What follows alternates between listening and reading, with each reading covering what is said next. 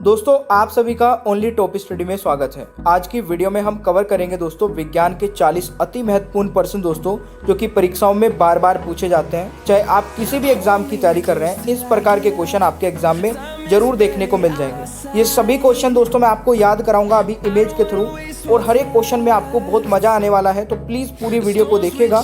और ये टेस्ट दोस्तों सभी एग्जाम के लिए रहेगा, तो 40 में से आप लोग कितने क्वेश्चंस के आंसर सही कर पाते हैं अपना स्कोर भी कमेंट बॉक्स में जरूर बताएगा।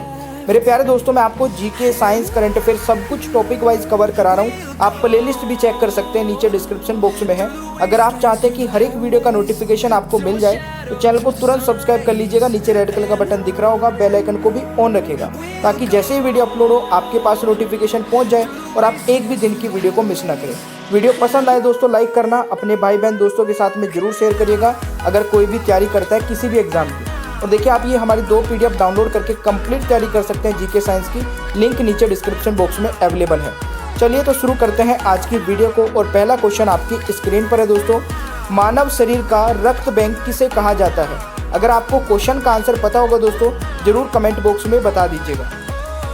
इस क्वेश्चन का दोस्तों सही आंसर रहेगा प्लीहा, यानी कि ऑप्शन ए राइट आंसर हो जाएगा। देखिए प्लीहा दोस्तों कहाँ पर होता है, आप लोग यहाँ पर देख रहे होंगे, ये लीवर है, इसके साइड में दोस्तों यहाँ पे छोटा से दिख रहा है, ये प्लीहा है। ये इस प्रकार से दिखता है, तो आप हमेशा इसको याद रखिएगा। इसको बोलते हैं दोस्तों शरीर का रक्त बैंक, मानव शरीर का रक्त बैंक। चलिए दूसरा क्वेश्चन मेरे प्यारे दोस्तों आता है, मनुष्य के शरीर में पित्त कहाँ उत्पन्न होता है, ये आपको बताना है। तो जल्दी से आंसर बताइएगा दोस्तों। बिल्कुल सही है, ये भी आप लोग आंसर कर सकते हैं दोस्तों। राइट आंसर रहेगा यकृत, यानी कि ह्यूमन लीवर में। तो ये भी आप लोग जरूर याद रखिएगा, इंपॉर्टेंट क्वेश्चन है। अगला क्वेश्चन है दोस्तों, चोट लगने पर किस प्रोटीन के द्वारा रक्त जमता है? देखिए कई बार आपसे विटामिन पूछा जाएगा। विटामिन पूछा जाना बहुत ही पुराना क्वेश्चन हो चुका है, सभी को पता है विटामिन के की वजह से रक्त का थक्का दोस्तों जमता है। अब आपसे पूछा जा रहा है कि जो चोट लगने पर किस प्रोटीन के द्वारा रक्त जमता है? तो इस क्वेश्चन का दोस्तों राइट आंसर क्या रहेगा? बिल्कुल सही है, फाइब्रोनोजेन दोस्तों इस क्वेश्चन का राइट आंसर हो जाएगा। और ये दिखने में कुछ ऐसा होता है दोस्तों, ये भी आप लोग याद रख सकते हैं। इस क्वेश्चन का सही उत्तर ऑप्शन ए रहेगा। अगला क्वेश्चन दोस्तों आता है हमारा, मनुष्य की आंख कितने परत में से मिलकर बनती है? और देखिए दोस्तों हमने ना आप लोगों के लिए पूरी जान लगा रखी है अच्छा क्वालिटी का कंटेंट देने के लिए, तो प्लीज़ यार वीडियो को ना लाइक करने में कोई कंजूसी मत किया करें। वीडियो को ज़बरदस्त तरीके से लाइक किया करें, सपोर्ट किया करें, ताकि हम आपके लिए इस प्रकार की और भी ज़्यादा से ज़्यादा वीडियोस बनाते रहें और फ्री में बनाते रहें, कभी भी पेड ना करें। तो इस क्वेश्चन का दोस्तों सही आंसर क्या रहेगा? मनुष्य की आँख दोस्तों 3 परत से मिलकर बनती है। इस क्वेश्चन का राइट आंसर ऑप्शन बी हो जाएगा। आप यहाँ पर देख सकते हैं, ये आपका जो बाहर वाला पार्ट होता है दोस्तों कॉर्निया होता है, ठीक है। इसके बाद होता है स्क्लेरा, और ये आपका होता है आइरिस, ये वाला पार्ट। तो ये आपकी 3 परत होती है, ये आप लोग नोट कर सकते हैं। अगला क्वेश्चन दोस्तों आता है, गन मेटल किसका मिश्र धातु होता है? तो देखिए गन मेटल दोस्तों किसका मिश्र धातु होता है, जल्दी से बताइए मेरे प्यारे दोस्तों। गन मेटल जो है वो एलॉय है किसका? कॉपर का, जिंक का और टीन का। यानी कि इस क्वेश्चन का सही उत्तर क्या हो जाएगा? इसका सही आंसर दोस्तों क्या हो जाएगा? ऑप्शन डी हो जाएगा, उपरोक्त सभी। तो ये आपको याद रखना है। अगला क्वेश्चन दोस्तों आता है, मानव शरीर में संक्रमण को रोकने में मदद करने वाला विटामिन कौन सा है? अगर आपको सेशन अच्छा लगता है तो एक छोटा सा कमेंट भी आप लोग करके बता सकते हैं कि हाँ सर हमें इस प्रकार के सेशन और भी चाहिए और ये हमें बहुत अच्छा लगता है। इस ऐसी चीज़ें दोस्तों अगर आप कमेंट बॉक्स में बताते हैं तो हमें पता चलता है कि हाँ जो हम कर रहे हैं वो ठीक कर रहे हैं। इस क्वेश्चन का दोस्तों राइट आंसर क्या रहेगा? बिल्कुल विटामिन ए दोस्तों यहाँ पर राइट आंसर रहेगा। तो क्वेश्चन नंबर 6 का राइट आंसर आई होप कि आप लोगों ने भी यही कमेंट बॉक्स में बताया होगा। दोस्तों क्वेश्चन नंबर 7 बहुत ही इंपॉर्टेंट है, यहाँ से 2 से 3 क्वेश्चन बन जाते हैं। क्वेश्चन क्या है कि मनुष्य के दांत कितने प्रकार के होते हैं? तो जल्दी से आप लोग एक बार देख लीजिए और आंसर बताने की कोशिश करिए। दोस्तों देखिए मनुष्य के जो दांत है दोस्तों वो होते हैं 4 प्रकार के। कौन कौन से होते हैं? एक मोलर होते हैं, जो पीछे की जाड़ वाले होते हैं दोस्तों, इनको बोला जाता है मोलर। कई बार क्वेश्चन सिर्फ यही पूछा जाता है कि जो पीछे वाले दांत होते हैं उनको क्या बोला जाता है? मोलर बोला जाता है, ठीक है। इसके जो आगे आते हैं दोस्तों इनको बोलते हैं प्री मोलर, और इसके आगे दोस्तों एक दांत जो यहाँ पे होता है ना ऐसे करके, उसको बोलते हैं कैनाइन, और जो सामने वाले दांत होते हैं इंसाइजर इनको बोलते हैं। तो ये सभी दोस्तों 4 प्रकार के दांत होते हैं, आप इनको याद कर लीजिएगा। अगला क्वेश्चन दोस्तों ये भी बहुत अच्छा क्वेश्चन है कि पानी के अंदर ध्वनि सुनने के यंत्र को क्या कहा जाता है। इस क्वेश्चन का राइट आंसर बताइएगा। देखिए मेरे प्यारे दोस्तों, इसको कहा जाता है क्या? बिल्कुल सही है, हाइड्रोफोन कहा जाता है। और हाइड्रोफोन दोस्तों दिखने में कुछ इस प्रकार का होता है। ये एक तार टाइप सा होता है, इसमें ऐड किया जाता है और ये इसको समुद्र में दोस्तों लटका दिया जाता है इस तरीके से, ठीक है, पानी के अंदर लटका दिया जाता है, यानी कि जहाँ पर भी सुननी है, आवाज़ को सुनना है तो ये उसके बाद में वर्क करता है। नीचे लटकने के बाद में जो भी आवाज़ होती है ऊपर इसमें दिख जाती है, तो इसको दोस्तों बोलते हैं हाइड्रोफोन। इस क्वेश्चन का राइट आंसर ऑप्शन ए रहेगा। अगला क्वेश्चन दोस्तों आता है, प्रकाशीय तंतु में प्रकाश किस सिद्धांत पर कार्य करता है। बहुत ही अच्छा क्वेश्चन है ये भी। अगर क्वेश्चंस का लेवल भी दोस्तों अच्छा लग रहा है तो बता दीजिएगा। इस क्वेश्चन का राइट आंसर रहेगा बिल्कुल पूर्ण आंतरिक परावर्तन दोस्तों, बी राइट आंसर रहेगा क्वेश्चन नंबर 9 का। तो ये आपको याद रखना है दोस्तों। अगला क्वेश्चन आता है आपका कि पौधे का कौन सा हिस्सा पानी और खनिज का परिवहन करता है। अभी देखिए ग्रुप डी का एग्जाम चल रहा है, उसमें ये क्वेश्चन पूछा गया था। तो इस क्वेश्चन का सही आंसर क्या रहेगा? बिल्कुल जाइलम दोस्तों इस क्वेश्चन का सही उत्तर रहेगा। देखिए आप किस एग्जाम की तैयारी कर रहे हैं एक बार मेरे को कमेंट बॉक्स में बताइएगा। कई दिनों से मैं सोच रहा हूँ कि पूछूं आप लोगों से कि किस एग्जाम की आप लोग तैयारी कर रहे हैं, फिर मैं भूल जाता हूँ। तो जल्दी से एक बार कमेंट बॉक्स में कमेंट करके बताइए कि आप लोग किस किस एग्जाम की तैयारी कर रहे हैं। उसी के हिसाब से दोस्तों ज़्यादा से ज़्यादा वीडियोस बनाई जाएगी। क्वेश्चन नंबर 11वां क्या कह रहा है कि एक विशेष कार्य करने वाले समान कोशिकाओं के समूह को क्या कहते हैं। वेरी वेरी इंपॉर्टेंट है दोस्तों मेरे प्यारे दोस्तों। इस क्वेश्चन का राइट आंसर हो जाएगा उत्तर बिल्कुल सही है, यानी कि डी राइट आंसर हो जाएगा क्वेश्चन नंबर 11 का। अगला क्वेश्चन दोस्तों आता है, किस वैज्ञानिक ने क्रम विकास का सिद्धांत दिया था। तो इस क्वेश्चन का दोस्तों सही आंसर क्या हो जाएगा? बिल्कुल सही उत्तर किया आप लोगों ने। अगर यहाँ पर चार्ल्स डार्विन दोस्तों आंसर लगाया है तो बी राइट आंसर रहेगा क्वेश्चन नंबर 12 का, ठीक है। आप इनकी फोटो भी देख सकते हैं। हर एक क्वेश्चन में दोस्तों फोटो दिखाई जाती है ताकि आप कभी भी चीज़ों को भूले ना। क्वेश्चन नंबर 13 है, मनुष्य के शरीर में प्रचुर मात्रा में पाए जाने वाला तत्व दोस्तों कौन सा है। तो देखिए आप लोग यहाँ पर देखकर भी आंसर बता सकते हैं। इस क्वेश्चन का दोस्तों सही आंसर हो जाएगा आपका बिल्कुल सही है ऑक्सीजन। मेरे प्यारे दोस्तों राइट आंसर हो जाएगा ऑक्सीजन। देखिए ऑक्सीजन की बात करूँ तो दोस्तों 65% की अप्रोक्स मतलब ऑक्सीजन होता है। उसके बाद अगर मैं बात करूँ दोस्तों 18% आपका क्या होता है, कार्बन होता है। 10% दोस्तों हाइड्रोजन होता है। और अगर नाइट्रोजन की बात करें तो 3% और अदर दोस्तों होता है बाकी का बचा हुआ %, ठीक है। तो सबसे ज़्यादा क्या हो गया ऑक्सीजन दोस्तों यहाँ पर राइट आंसर रहेगा। तो ये आपको याद रखना है। अगला क्वेश्चन दोस्तों आता है, मानव शरीर की सबसे बड़ी कोशिका का नाम क्या है। तो मानव शरीर की दोस्तों सबसे बड़ी कोशिका का नाम बताइएगा। इस क्वेश्चन का दोस्तों सही आंसर हो जाएगा बिल्कुल तंत्रिका कोशिका, यानी कि ऑप्शन बी राइट आंसर रहेगा क्वेश्चन नंबर 14 का। आई होप कि आप लोगों ने भी यही आंसर लगाया होगा। अगला क्वेश्चन दोस्तों आता है, मनुष्य के शरीर में पाचन मुख्यतः कहाँ पर होता है। तो देखिए पाचन की जो प्रक्रिया भी पूछा जाता है कई बार, वो क्वेश्चन भी पूछूंगा आज की वीडियो में ही। और कई बार पूछा जाता है कि मुख्यतः कहाँ पर पाचन होता है। तो दोस्तों पाचन होता है हमारा मोस्टली कहाँ पर, छोटी आंत में, स्मॉल इंटेस्टाइन में। तो ये आप लोग देख सकते हैं। देखिए लार्ज इंटेस्टाइन ये वाली होती है, आप लोगों को पता ही होगा। और जो अंदर वाली ये दिख रहा है ना आपको, ये होती है स्मॉल इंटेस्टाइन। तो ये आपको याद रखना है। अगला क्वेश्चन दोस्तों है, सबसे पहले डीएनए को किसने अलग किया था।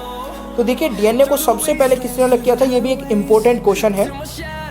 इस क्वेश्चन का दोस्तों राइट आंसर हो जाएगा फ्रेडरिक, यानी कि ऑप्शन ए राइट आंसर रहेगा। तो ये आप इनकी फोटो भी देख सकते हैं। अगला क्वेश्चन दोस्तों आता है आपका कि मानव शरीर में एनीमिया बीमारी किस धातु की कमी के कारण होती है। देखिए मानव शरीर में दोस्तों धातु कई प्रकार से पाई जाती है। जैसे आपका दोस्तों लोहे की कुछ मात्रा पाई जाती है, ठीक है। सोने की बहुत ही कम मात्रा होती है, मैंने अभी 1-2 दिन पहले वाली वीडियो में कवर कराया था। तो इस क्वेश्चन का राइट आंसर क्या रहेगा, एनीमिया जो बीमारी होती है वो लोहे की कमी से हो जाती है, यानी कि बी राइट आंसर रहेगा। दोस्तों एक इम्पोर्टेंट इमेज मैंने यहाँ पर ऐड की है, हमारे किस बॉडी पार्ट में कितना वो आपको आयरन मिलता है। ये आप लोग यहाँ पर एक बार वीडियो को पॉज करके देख सकते हैं, क्योंकि ये भी कई बार एग्जाम में पूछ ले जाता है, ठीक है। ये आप सब देख सकते हैं बोन में कितना होता है 150 mg, ठीक है। तो आप ये देख सकते हैं भाई। अगला क्वेश्चन दोस्तों, ट्रांसफार्मर किस सिद्धांत पर कार्य करता है। देखिए ट्रांसफार्मर दोस्तों जो है ये किस सिद्धांत पर कार्य करता है। ये करता है विद्युत चुंबकीय प्रेरण और अन्योन्य प्रेरण, यानी कि ऑप्शन हो जाएगा दोस्तों सी राइट आंसर, यानी कि ऑप्शन सी रहेगा। दोनों ही सही उत्तर है दोस्तों इस क्वेश्चन के, ठीक है। अगला क्वेश्चन दोस्तों, सोडियम और पोटेशियम को किस में डुबोकर रखा जाता है। देखिए सोडियम और पोटेशियम जो है दोस्तों ये रिएक्शन करते हैं वाटर के साथ में, तो वाटर में तो नहीं रख सकते हैं। अगर वाटर में कर रहे हैं तो खुले में भी कर सकते हैं, क्योंकि खुले में दोस्तों मॉइस्चर होता है। तो इनको रखा जाता है दोस्तों किसमें, केरोसिन में, यानी कि ऑप्शन इस क्वेश्चन का राइट आंसर रहेगा सी। तो ये आपको याद रखना है भाई। अगला क्वेश्चन दोस्तों आता है कि लोहे पर जंग लगना किस तरह की अभिक्रिया है। तो मेरे प्यारे दोस्तों लोहे पर जंग लगना किस तरह की अभिक्रिया है, ये क्वेश्चन बहुत बार पूछा जाता है एग्जाम में। तो इस क्वेश्चन का राइट आंसर हो जाएगा आपका रेडॉक्स अभिक्रिया, या तो आपके ऑप्शन में दिया होगा, या फिर ऑक्सीकरण और अपचयन इसको ऑप्शन में दिया होगा। ये दोनों ही दोस्तों ठीक है, यानी कि राइट आंसर सी रहेगा। और अलग अलग तरीके से क्वेश्चन पूछा जा सकता है, तो याद रखिएगा। एक क्वेश्चन ये भी पूछा जाता है कि लोहे पर जंग लगने से उसका भार क्या होता है, बढ़ जाता है, घट जाता है या सेम रहता है। आप मुझे कमेंट बॉक्स में बताएंगे इस क्वेश्चन का दोस्तों, लोहे पर जंग लगने से दोस्तों उसका भार बढ़ेगा, घटेगा या सेम रहेगा, तो कमेंट बॉक्स में बताइएगा। अगला क्वेश्चन दोस्तों आता है, यदि पृथ्वी पर किसी इंसान का वजन 38 किलोग्राम है तो बुध ग्रह पर उस इंसान का वजन दोस्तों कितना होगा, यानी कि मरकरी पर उसका वजन कितना होगा। देखिए एक बहुत ही सिंपल सी चीज़ है यहाँ पर याद रखनी है आप लोगों को। जो मरकरी पर दोस्तों यानी कि बुध ग्रह पर जाएंगे, तो अगर कोई व्यक्ति 100 किलोग्राम का गया है तो उसका केवल 38% ही दोस्तों क्या होगा, वजन वहाँ पर कैलकुलेट होगा। तो यहाँ पर पूछा है कि 38 किलोग्राम का व्यक्ति अगर इंसान जो है वो पृथ्वी पर है तो वो बुध पर कितना हो जाएगा। तो 38 का दोस्तों आप कितना कैलकुलेट करेंगे, 38% ही कैलकुलेट कर लेंगे, तो कितना आ जाएगा, 14.3 किलोग्राम आ जाएगा, यानी कि ऑप्शन ए राइट आंसर रहेगा। इस चीज़ को याद रखिएगा, एग्जाम में काम आ सकती है। अगला क्वेश्चन दोस्तों आता है कि दांतों के अध्ययन को क्या कहा जाता है। दोस्तों दांतों के अध्ययन को क्या कहा जाता है, ये भी अभी एग्जाम में पूछा गया था रेलवे ग्रुप डी के। ओडेंटोलॉजी इस क्वेश्चन का राइट आंसर रहेगा, यानी कि option A is the right answer. अगला क्वेश्चन दोस्तों आता है कि सोलर सेल किस ऊर्जा को किस ऊर्जा में परिवर्तित करता है। देखिए सोलर सेल आप लोग यहाँ पर देख पा रहे होंगे, ठीक है, ये किस ऊर्जा को किस में परिवर्तित कर रहा है, ये सौर ऊर्जा को, यानी कि सनलाइट से जो ऊर्जा आती है उस ऊर्जा को विद्युत ऊर्जा में दोस्तों आप लोग यहाँ पर देख रहे हैं, अंदर यहाँ पर लाइट जली हुई है, विद्युत ऊर्जा में कन्वर्ट करता है, यानी कि सौर ऊर्जा को विद्युत ऊर्जा में। तो इस क्वेश्चन का राइट आंसर दोस्तों सी हो जाएगा। आप इजीली डायग्राम के साथ समझ सकते हैं। अगला क्वेश्चन दोस्तों हमारा आता है कि मनुष्य की आंखों से कितने डिग्री तक देखा जा सकता है। देखिए दोस्तों हर एक अच्छे लेवल के क्वेश्चन सारे कवर करा दूंगा, ठीक है ना, सारे कवर करा दूंगा, तो बिल्कुल भी चिंता मत करिएगा। इस क्वेश्चन का राइट आंसर है दोस्तों 150 डिग्री तक। देखिए अगर हम अपनी आंखों की बात करें, कई बार ऑप्शन में आपको 180 डिग्री और भी ज़्यादा मिल जाएंगे, बट हम 180 डिग्री नहीं देख सकते, हम 150 डिग्री से ज़्यादा नहीं देख सकते दोस्तों, क्योंकि हमारी आंखें सिर्फ इतना ऊपर और इतना नीचे देख सकती है, बिल्कुल यहाँ पर नहीं देख सकती, और 180 डिग्री यहाँ पर बन जाएगा, ठीक है। ये अगर सीधी लाइन हो जाएगी दोस्तों, क्योंकि 360 पूरा होता है, तो ये 180 हो जाएगा, तो हम कितना देख पाते हैं, केवल 150 डिग्री। तो ये आपको याद रखना है। अगला क्वेश्चन है दोस्तों, मनुष्य के शरीर में लाल रक्त कण का निर्माण कहाँ होता है या फिर कहाँ पर हो जाता है। तो इस क्वेश्चन का दोस्तों राइट आंसर क्या रहेगा, बिल्कुल अस्थि मज्जा में दोस्तों, यानी कि राइट आंसर हो जाएगा बोन मैरो, इस क्वेश्चन का सही उत्तर रहेगा, है ना। अगला क्वेश्चन दोस्तों आता है, मानव शरीर में जल की मात्रा कितनी होती है। तो ये क्वेश्चन शायद मैंने अभी कुछ दिन पहले भी वीडियो जो कवर कराई थी उसमें बताया था, तो जल्दी से आंसर बता दीजिए दोस्तों।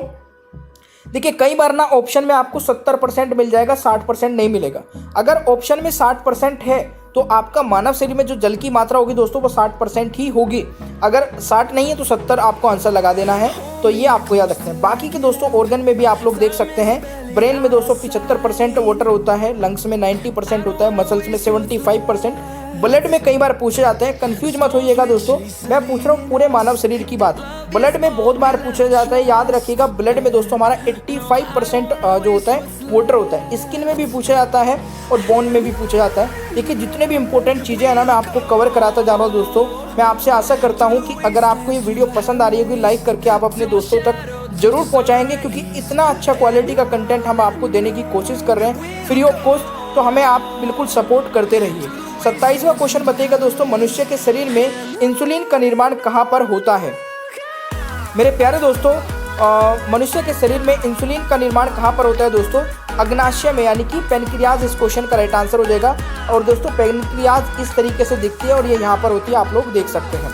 अगला क्वेश्चन दोस्तों, भोजन का पाचन मनुष्य के किस अंग से प्रारंभ होता है।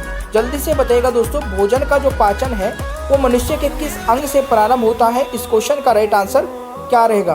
देखिए, हमारा जो भोजन का दोस्तों डाइजेस्टिव सिस्टम है वो हमारा मुंह से ही स्टार्ट हो जाता है, ठीक है ना। और कंप्लीट जो मोस्टली पार्ट डाइजेशन का होता है वो होता है हमारा स्मॉल इंटेस्टाइन में।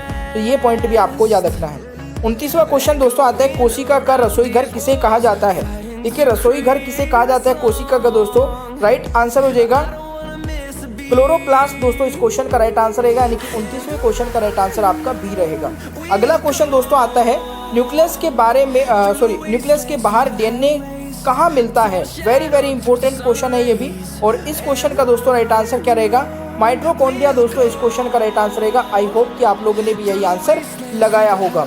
अगला क्वेश्चन दोस्तों आता है, न्यूटन के किस नियम को गैलीलियो का नियम भी कहा जाता है? वेरी वेरी इंपॉर्टेंट क्वेश्चन दोस्तों, ये क्वेश्चन भी अभी पूछा गया था रेलवे ग्रुप डी में, और ये कई बार अलग अलग एग्जाम में दोस्तों आ चुका है, इवन एसएससी में भी पूछा जा चुका है। इस क्वेश्चन का दोस्तों राइट आंसर हो जाएगा, न्यूटन के गति का प्रथम नियम को दोस्तों गैलीलियो का नियम भी कहा जाता है। वेरी वेरी इंपॉर्टेंट है, और आई होप कि आप लोगों ने भी यही आंसर लगाया होगा। ये भी बहुत अच्छा क्वेश्चन है कि पौधों में पाया जाने वाला हार्मोन ऑक्सीन की खोज किसने की थी? एक तो आपको यही याद रखना है कि पौधों में पाए जाने वाला हार्मोन दोस्तों कौन सा है? ऑक्सीन है। और इसकी खोज किसने की थी ये आपको बताना है, बहुत इंपॉर्टेंट है दोस्तों। इस क्वेश्चन का राइट आंसर हो जाएगा चार्ल्स डार्विन ने, यानी कि सी राइट आंसर हो जाएगा। ठीक है भाई। अगला क्वेश्चन दोस्तों आता है, टिटेनस बीमारी मनुष्य के किस अंग को प्रभावित करती है? तो मेरे प्यारे दोस्तों ये करती है किसको? तंत्रिका तंत्र को, यानी कि नर्वस सिस्टम को। तो इस क्वेश्चन का राइट आंसर दोस्तों सी हो जाएगा। अगला क्वेश्चन दोस्तों आता है कि व्हीट स्टोन ब्रिज से क्या मापा जाता है? तो इस क्वेश्चन का मेरे प्यारे दोस्तों क्या हो जाएगा? इससे नापा जाता है प्रतिरोध, यानी कि रेजिस्टेंस। तो इस क्वेश्चन का राइट आंसर दोस्तों ऑप्शन ए हो जाएगा। अगला क्वेश्चन दोस्तों आता है, ब्लैक बोर्ड काला रंग का क्यों दिखाई देता है? देखिए, बहुत सारे बच्चे सोचेंगे कि सर ब्लैक कलर कर देते हैं इसलिए दिखाई देता है, बट नहीं। इसको आपको कैसे लिखना है या कैसे क्वेश्चन में आंसर करना है, ब्लैक बोर्ड काला रंग का क्यों दिखाई देता है? क्योंकि दोस्तों ये सारे रंग का अवशोषण कर लेता है, यानी कि इस क्वेश्चन का जो राइट आंसर रहेगा वह आपका क्या हो जाएगा? सॉरी, काला रंग अवशोषित कर लेता है, सारे रंग को अवशोषित कर लेता है, ये वाला रहेगा। ठीक है, बी राइट आंसर रहेगा क्वेश्चन नंबर 35 का, याद रखिएगा भाई। अगला क्वेश्चन दोस्तों आता है, चलती लिफ्ट में मनुष्य के वजन पर क्या फर्क पड़ेगा? देखिए, अगर चलती लिफ्ट में कोई भी मनुष्य ऊपर की तरफ जाएगा दोस्तों क्या होगा? अगर ऊपर की तरफ जाएगा तो वेट बढ़ जाएगा, और जब नीचे की तरफ को आएगा दोस्तों वेट घट जाएगा, यानी कि बढ़ेगा भी और घटेगा भी अगर लिफ्ट में चलेगा कोई मनुष्य। तो उपयुक्त दोनों इस क्वेश्चन का सही आंसर हो जाएगा। दोस्तों अगला क्वेश्चन है, हीमोग्लोबिन किसका मुख्य घटक है? देखिए, हीमोग्लोबिन सभी को पता होगा दोस्तों किसका मुख्य घटक है? आरबीसी, यानी कि रेड ब्लड सेल्स का। तो ऑप्शन दोस्तों यहाँ पर ए राइट आंसर हो जाएगा। अगला क्वेश्चन मेरे प्यारे दोस्तों आता है, द्रव्यमान प्रति यूनिट आयतन क्या कहलाता है? बहुत अच्छा क्वेश्चन है, ये भी शायद अभी पूछा गया था आपका ग्रुप डी में। तो इस क्वेश्चन का मेरे प्यारे दोस्तों क्या रहेगा? ये आपका सही आंसर हो जाएगा घनत्व, यानी कि ऑप्शन ए राइट आंसर हो जाएगा। ये भी आप इसका फॉर्मूला भी याद कर सकते हैं। अगला क्वेश्चन है दोस्तों, जीवन की मूलभूत इकाई क्या है? तो देखिए, जीवन की मूलभूत इकाई दोस्तों क्या है? ये हो जाएगा आपका कोशिका, यानी कि राइट आंसर डी रहेगा। ये आपको याद रखना है मेरे प्यारे दोस्तों, ठीक है ना। अगला क्वेश्चन दोस्तों आता है, कोशिका को एक निश्चित रूप कौन प्रदान करता है मेरे प्यारे दोस्तों? तो ये कौन प्रदान करता है दोस्तों? कोशिका भित्ति प्रदान करती है, ये आपको याद रखना है। अब मैं आपसे क्वेश्चन पूछता हूँ, एक नहीं दो क्वेश्चन पूछता हूँ। इन दोनों क्वेश्चन के आंसर दोस्तों आप लोगों को कमेंट बॉक्स में बताने। एक क्वेश्चन तो ये है कि आपका प्रोटीन निर्माण का सक्रिय स्थान आपको बताना है, ठीक है। एक तो ये क्वेश्चन हो गया आपका, तो इस क्वेश्चन का आंसर फटाफट बता दीजिए कि प्रोटीन निर्माण का सक्रिय स्थान। एक क्वेश्चन दोस्तों बहुत ही जबरदस्त है, अगर इसका आंसर आप लोग गलत करते हैं तो मैं आपको कमेंट बॉक्स में सही करके बताऊंगा। क्वेश्चन है कि बुढ़ापे में कौन सी ग्रंथि लुप्त हो जाती है, ये आप मुझे बताएंगे। ये मैंने मौखिक आपसे पूछ लिया, बुढ़ापे में कौन सी ग्रंथि लुप्त हो जाती है, ठीक है। जल्दी से इन दोनों क्वेश्चंस के आंसर बता दीजिए। और दोस्तों ये वीडियो कैसी लगी है कमेंट भी कर दीजिए फटाक से, और वीडियो को लाइक करके अपने दोस्तों को, भाई बहन को जरूर शेयर कर देना, क्योंकि दोस्तों ये वीडियो है ना बहुत ही मेहनत से बनती है, और इस वीडियो में मैंने पूरी अपनी जान लगा के बनाई है। पूरा मतलब एक एक क्वेश्चन के लिए इमेज और ये सारी चीज, ये वीडियो और इसके सभी पार्ट आपके एग्जाम के लिए काफ़ी ज़्यादा इंपॉर्टेंट रहेंगे। तो चलिए स्टार्ट करते हैं फर्स्ट क्वेश्चन से। फर्स्ट क्वेश्चन है हमारा, आधुनिक अर्थशास्त्र का जनक किसे कहा जाता है? सही आंसर इसका option C Adam Smith. Adam Smith जो हैं इनको आधुनिक अर्थशास्त्र का जनक कहा जाता है। इंपॉर्टेंट क्वेश्चन रहेगा आपके एग्जाम के लिए। नेक्स्ट क्वेश्चन कर लेते हैं, मिश्रित अर्थव्यवस्था जिसे कि हम मिक्स्ड इकोनॉमी भी बोलते हैं से क्या अभिप्राय है? सही आंसर इसका ऑप्शन बी, सरकारी और निजी क्षेत्र का सह अस्तित्व। मिश्रित अर्थव्यवस्था यानी मिक्स्ड इकोनॉमी वह इकोनॉमी होती है जिसमें सरकारी और निजी क्षेत्र का सह अस्तित्व होता है। ये क्वेश्चन भी फ्रेंड्स एग्जाम में कई बार पूछा गया है। नेक्स्ट क्वेश्चन है हमारा, शुद्ध घरेलू उत्पाद जिसे कि हम एनडीपी भी बोलते हैं प्राप्त किया जाता है। सही आंसर है ऑप्शन सी, उपयुक्त दोनों। ऑप्शन ए भी सही है, ऑप्शन बी भी सही है। ऑप्शन ए देखते हैं, जीडीपी में से जब आप डेप्रिसिएशन को माइनस करोगे तो आपके पास एनडीपी आएगा। ठीक है, एनडीपी का मैंने आपको बताया शुद्ध घरेलू उत्पाद। और फ्रेंड्स जीडीपी का फुल फॉर्म होता है सकल घरेलू उत्पाद। तो ये दोनों ऑप्शन जो थे एक ही थे, बस एक क्यों क्या था डिटेल में लिखा था। ठीक है, और डेप्रिसिएशन को हम मूल्यह्रास भी बोलते हैं, यानी कि सकल घरेलू उत्पाद में से जब आप मूल्यह्रास को घटाओगे तो आपके पास शुद्ध घरेलू उत्पाद आएगा। फ्रेंड्स ये क्वेश्चन एग्जाम में कई बार पूछा गया है। जितने भी क्वेश्चन मैं आपको करवा रहा हूँ सारे क्वेश्चन एक अच्छे लेवल के हैं जो एग्जाम में पूछे जाते हैं, चाहे आप एसएससी, यूपीएससी, पीसीएस, किसी भी स्टेट एग्जाम की तैयारी कर रहे हो या पुलिस पटवारी एग्जाम की तैयारी कर रहे हो, सभी के लिए ये वीडियो काफी ज्यादा इंपॉर्टेंट है। नेक्स्ट क्वेश्चन है हमारा, मानव विकास रिपोर्ट जिसे कि ह्यूमन डेवलपमेंट रिपोर्ट भी कहते हैं कौन सी संस्था जारी करती है? सही आंसर है ऑप्शन ए, यूएनडीपी। यूएनडीपी संस्थान जो है ये मानव विकास रिपोर्ट को जारी करता है। फ्रेंड्स यहाँ पे ना बात हुई है यूएनडीपी की। फ्रेंड्स यूएनडीपी का फुल फॉर्म होता है यूनाइटेड नेशंस डेवलपमेंट ऑर्गेनाइजेशन, और हिंदी में फुल फॉर्म होता है इसका संयुक्त राष्ट्र विकास कार्यक्रम। और यूएनडीपी की स्थापना जो हुई थी फ्रेंड्स ये 22 नवंबर 1965 में हुई थी। यूएनडीपी का जो फ्रेंड्स हेडक्वार्टर है ये न्यूयॉर्क में है जो कि यूएसए देश में है, और 2020 में अध्यक्ष हैं अजीम स्टेनर यूएनडीपी। ये भी आपने याद रखना, यही मानव विकास रिपोर्ट को जारी करता है।